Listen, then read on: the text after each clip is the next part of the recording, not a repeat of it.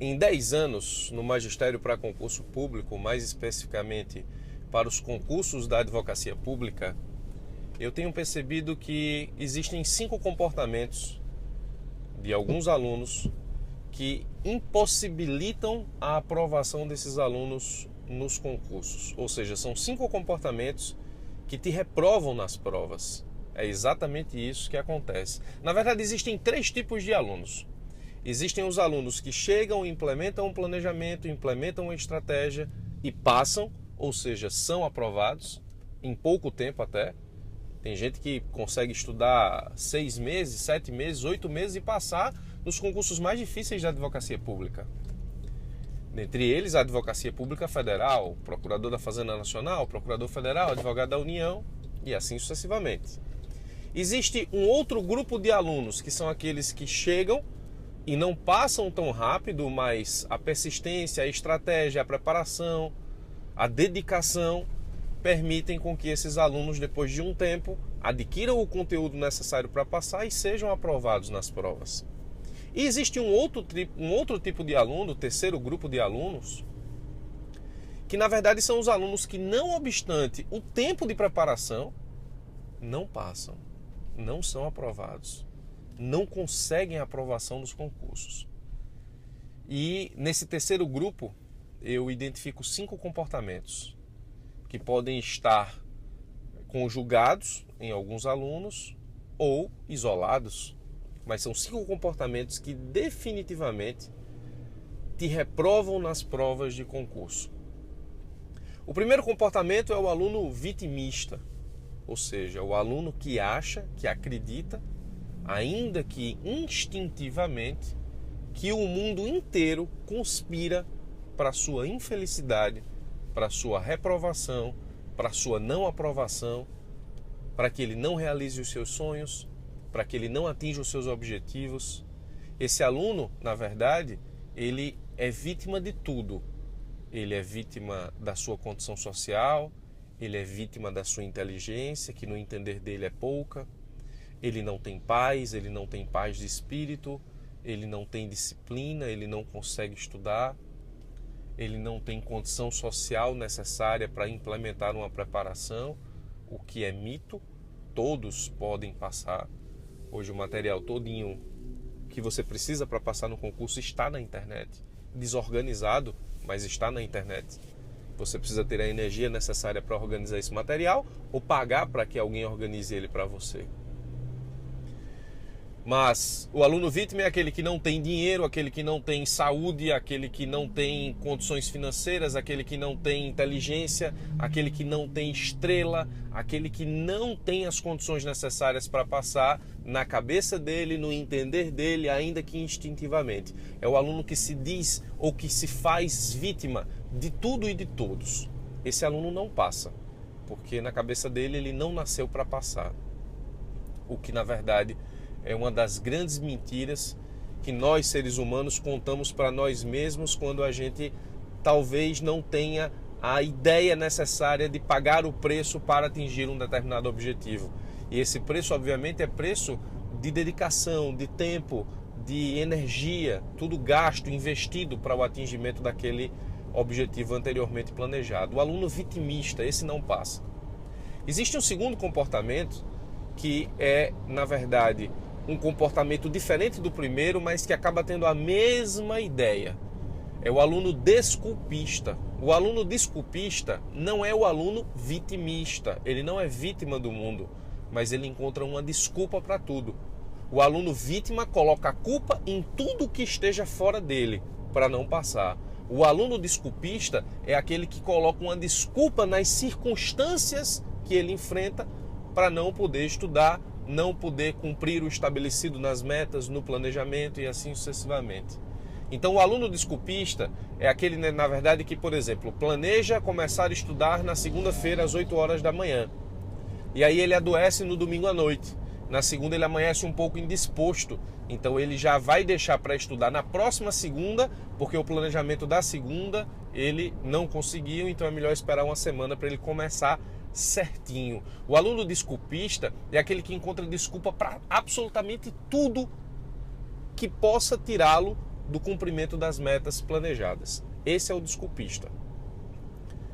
Eu planejei começar às 3 horas o estudo, mas quando eu sentei para estudar, vi lá no relógio 3h10. Então é melhor esperar dar 4 horas, porque aí eu estudo direitinho.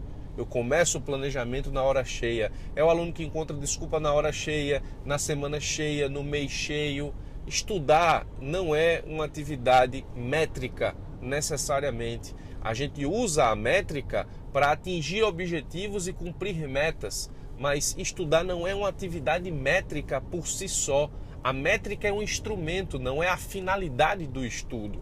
Então você pode estudar 15 minutos, 20 minutos, você pode estudar meia hora, você pode estudar no intervalo de um expediente para outro e assim sucessivamente. Eu fazia isso quando trabalhava na Justiça Eleitoral.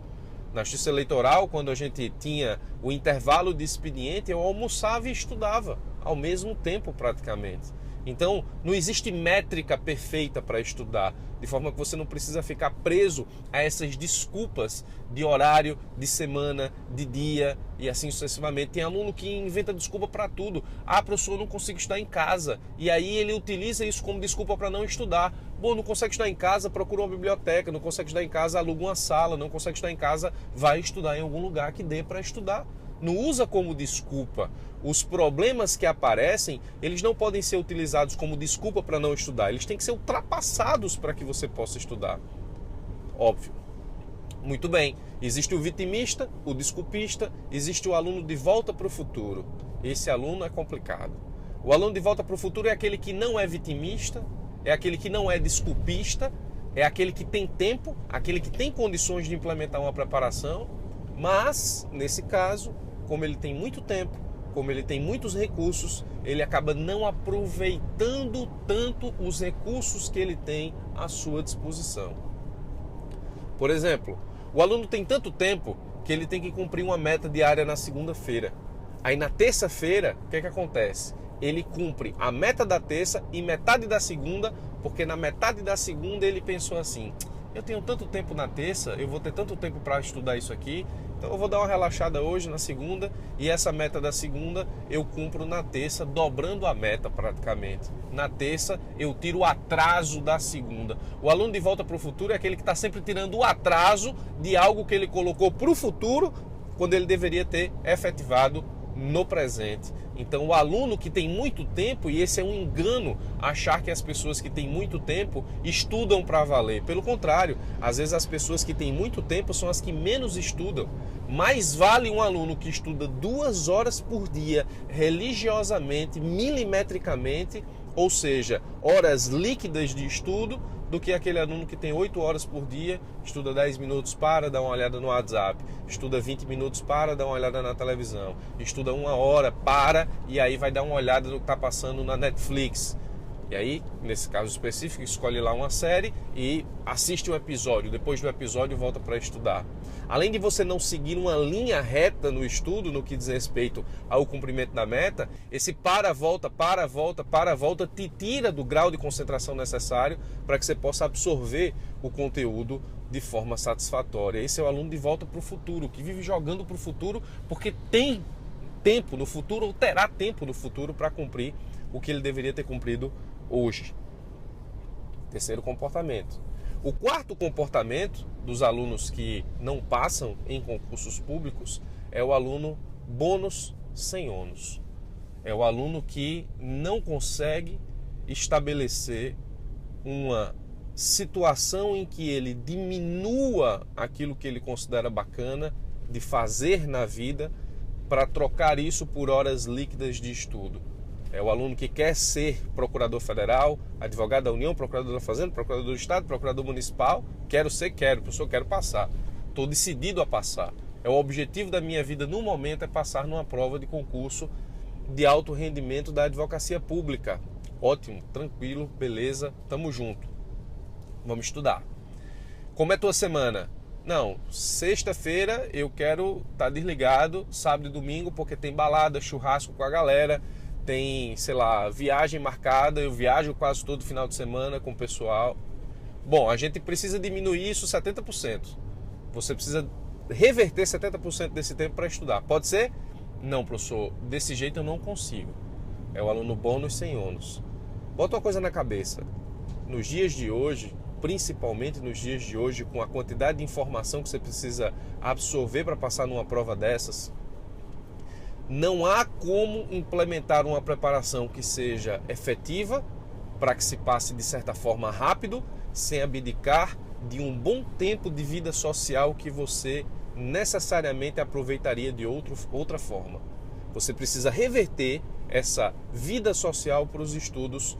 A vantagem é que isso é momentâneo, isso não é eterno, isso é só por um pedaço da sua vida. Mas tem aluno que não consegue, não quer, não adimple isso na sua preparação. É o aluno bônus sem ônus. Esse é um comportamento reprovativo. É um comportamento que não te aprova nos concursos. É um comportamento que acaba direcionando para o teu insucesso nas provas. Professor, quero passar. O objetivo da minha vida é passar. Beleza, como é a tua semana aí? Não, toda semana eu passo 2 horas na academia malhando, porque eu tenho que manter aqui o meu corpo em forma.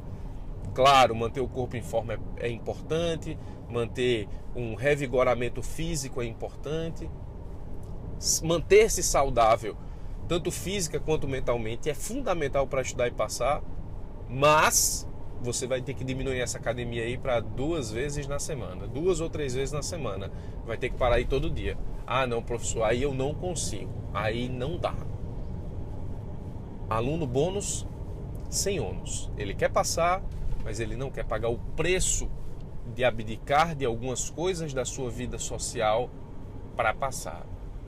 Esse comportamento é reprovativo. E o quinto comportamento que eu identifico nos alunos que desejam passar, mas não conseguem passar, é o aluno barata tonta, aquele que não consegue manter um foco naquilo que ele quer passar. É o aluno que se mexe à medida em que as coisas vão acontecendo. Eu estou estudando para a advocacia pública, eu quero o concurso da advocacia pública, eu quero ser procurador federal, advogado da União, procurador da Fazenda.